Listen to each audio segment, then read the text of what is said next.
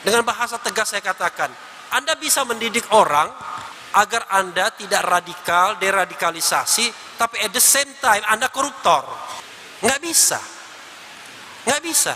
Bagaimana mungkin kalau para pemimpin korupsi, lalu kemudian mengatakan kelompok masyarakat, hei kamu jangan radikal dan lain sebagainya. Saya sedih ketika negara tidak melihat korupsi sebagai suatu masalah akut di Republik ini.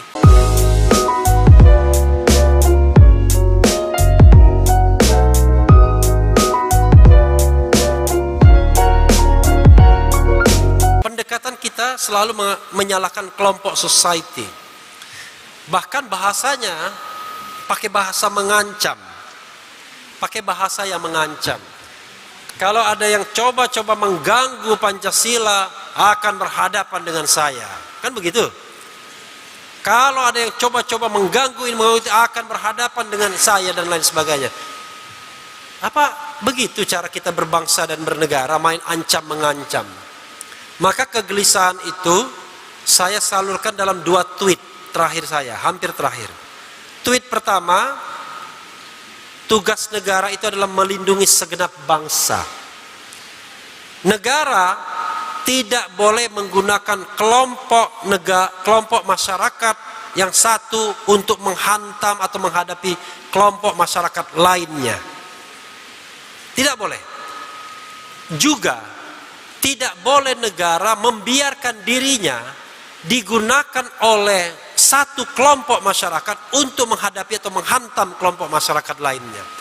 Ini kegelisahan saya, kawan-kawan semua, teman-teman semua. Makanya saya tidak mau menjadi cebong dan tidak mau jadi kampret. Walaupun sekarang penghulu kampret sudah masuk kolam. Kenapa begitu? Ada kecenderungan, ya kan? Negara menjadi anti kritik. Begitu dia dikritik, maka kemudian dia menggunakan kelompok masyarakat lainnya yang pro untuk menghantam yang kontra. Enggak, bukan itu filosofi bernegara kita. Filosofi bernegara kita adalah melindungi segenap bangsa dan seluruh tumpah darah Indonesia. Dan kita tahu bahwa negara itu ibarat kata Supomo seperti bapak. Bapak yang mengayomi kita semua. Dan anak-anak yang 260 juta itu, ada yang nurutnya minta ampun. Melihat bapaknya bergerak sedikit, misalnya mengeluarkan undang-undang, langsung taat dia. Tapi ada yang bandelnya minta ampun. Bahkan sudah kriminal. Tetapi seperti anak kita, bapak kepada anak misalnya, apakah karena anak kita bandelnya minta ampun, kriminal, suka mencopet, mencuri, lalu kita bunuh dia?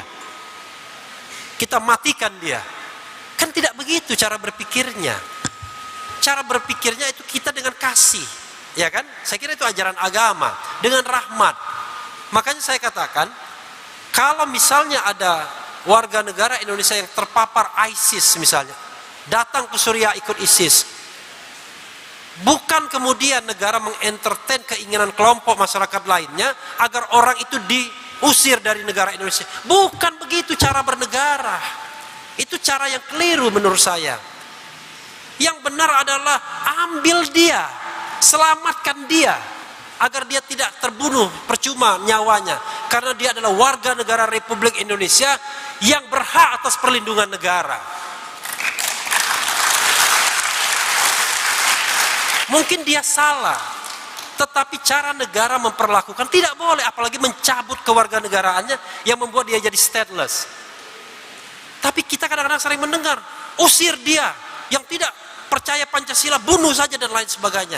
Bukan begitu cara bernegara. Negara itu harus welas asih, kasih sayang. Yang salah itu dipersuasi, dibenarkan. Tapi ada ketegasan, yaitu kalau memang salah, ya adakan penegakan hukum. Makanya yang namanya law enforcement itu harus ada. Jadi bapak itu walaupun dia sayang sama anaknya, bukan berarti dia tidak bisa menghukum anaknya. Dia hukum anaknya, tapi nggak dimatiin, tidak dibunuh. Jadi kalau dia misalnya bolos, kamu kerjamu bolos terus, sudah, bapak nggak kasih uang jajan, kan begitu. Misalnya sehari bolos terus, sampai kemudian dia kapok. Pertanyaannya adalah, ibu-ibu dan bapak-bapak sekalian, bagaimana kalau dia tidak kapok? Apakah kita bunuh anak kita? begitu. Tadi ibu yang pendidik, barangkali cara atau metode kita keliru.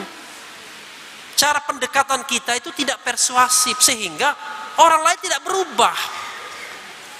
Dengan bahasa tegas saya katakan, Anda bisa mendidik orang agar Anda tidak radikal, deradikalisasi, tapi at the same time Anda koruptor.